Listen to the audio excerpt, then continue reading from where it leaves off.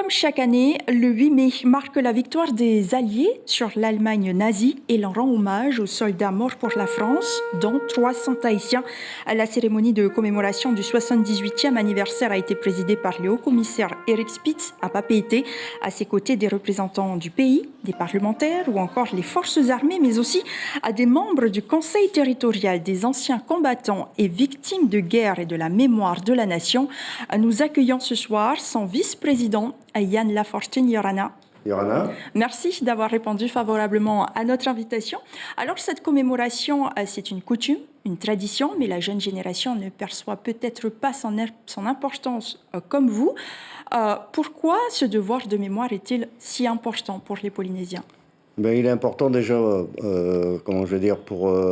du fait qu'il n'y a plus de service militaire, tout ça, donc les jeunes ne sont pas forcément au courant de ce qui s'est passé, des tamaris volontaires qui ont combattu pour la Première Guerre mondiale, la Deuxième Guerre mondiale, avec le bataillon du Pacifique, mais également les forces navales françaises libres, les forces aériennes françaises libres.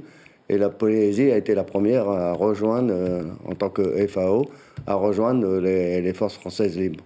Et est-ce que vous veillez à ce que cette histoire soit toujours au programme des cours d'histoire dans les collèges ou lycées, par exemple ? Alors maintenant, disons, avec le souvenir français, donc le général Michel, qui est le délégué pour la Polynésie du souvenir français, donc ils interviennent au niveau des collèges, des lycées, pour justement parler de la mémoire et autres. Et ce matin, à la cérémonie, il y avait plusieurs jeunes qui étaient porte-drapeau des présents au monument aux morts. En tant que vice-président du Conseil territorial des anciens combattants et victimes de guerre et de la mémoire de la nation, vous militez aussi pour une reconnaissance par l'État des blessés de guerre. Qu'est-ce que vous demandez spécifiquement ? Eh bien, ça s'est amélioré depuis la visite du président Macron, parce qu'au niveau des forces armées ici, ils n'ont pas forcément la ressource humaine et il n'y avait pas de psychologue militaire pour gérer justement les syndromes post-traumatiques avec les blessés de guerre. Là maintenant, ça y est, ça s'est amélioré et donc on va dans le bon sens, si on peut dire, par rapport à la métropole où les moyens sont beaucoup plus importants, quoi. Et dans les territoires d'outre-mer, c'est un problème spécifique à la Polynésie ou pas seulement ? Je ne pense pas que ça soit spécifique à la Polynésie, mais bon, ici c'est le cas un peu en Polynésie. Il faut quand même savoir qu'il y a quand même plus de 52 blessés de guerre sur... Polynésiens, vous parlez ? Polynésiens ou résidents en Polynésie. D'accord. Alors, vous pensez aussi peut-être à tous ceux qui continuent de s'engager. 600 Polynésiens s'engagent chaque année dans l'armée. Est-ce que vous pensez que ce manque de reconnaissance, ou en tous les cas ce manque de moyens, pourrait être un frein à l'engagement ? Je ne pense pas, parce que le Polynésien de nature, c'est des haïtos, comme on dit. Et donc, il s'engage vraiment avec la façon de bien faire, quoi. Je ne pense pas que ça soit un problème. C'est plus au niveau du retour, au niveau de l'emploi, tout ça, parce que bien souvent, ils ne font pas forcément des carrières longues.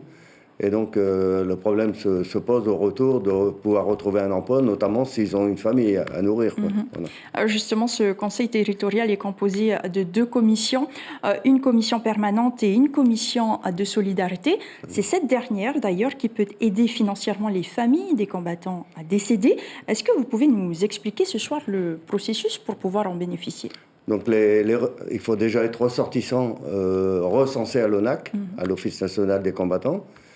Et ensuite, les personnes constituent un dossier, et après, ça passe en commission de solidarité. Il faut savoir quand même que depuis 2009, on a accordé un peu plus de 93 millions Pacifiques d'aide financière.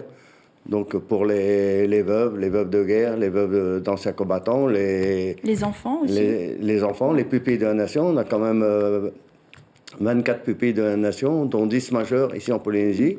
Et c'est le territoire, c'est en Polynésie où il y a le plus de pupilles de la nation. D'accord. Et vous continuez à garder contact avec ces pupilles de la nation ?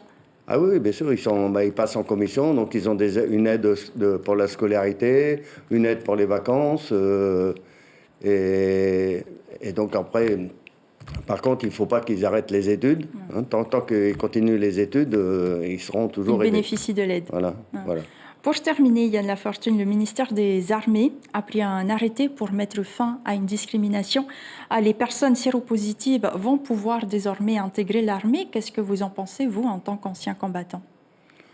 Moi, je ne vois pas d'objection à ça. Donc, il était temps d'y mettre fin, selon vous, à cette discrimination? Oui, je pense, oui. Je n'ai pas d'avis particulier, mais je pense que...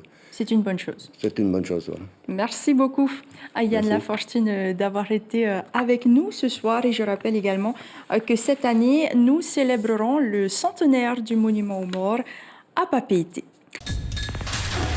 L'information en continu sur Polynésie la première, Internet et réseaux sociaux.